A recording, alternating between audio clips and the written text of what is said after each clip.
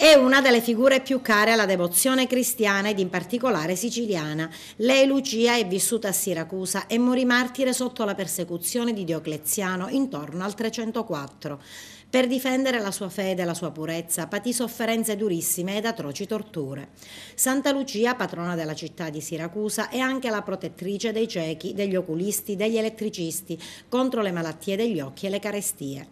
E in merito alle carestie a lei è attribuito il miracolo del grano.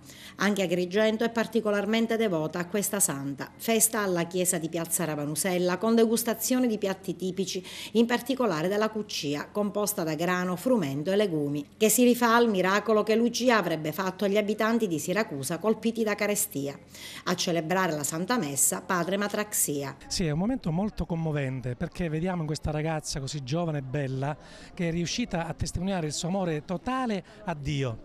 Mentre per i nostri giovani di oggi c'è un po' più di paura a sapere essere, a impegnarsi nell'amore verso anche una persona cara.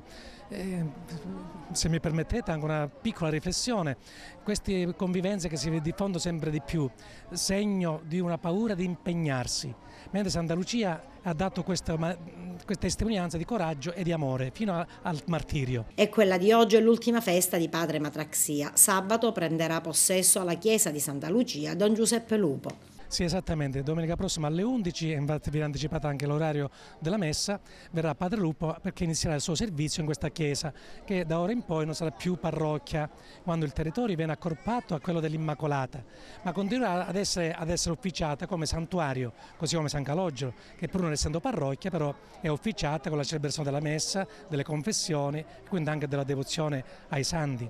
Dopo 64 anni chiude la chiesa di Santa Lucia e diventa rettorato. Voi siete stati sempre vicini a questa chiesa, che impressione avete? L'impressione è male perché hanno tolto di parrocchia, è diventato santuario.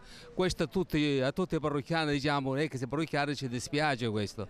Noi se c'è la messa qua continuiamo sempre a venire qua a Santa Lucia, anche qualche volta si va dove c'è l'ex prete, ma padre che sia, ma noi altri siamo devoti da tanti, io ho più di 30 anni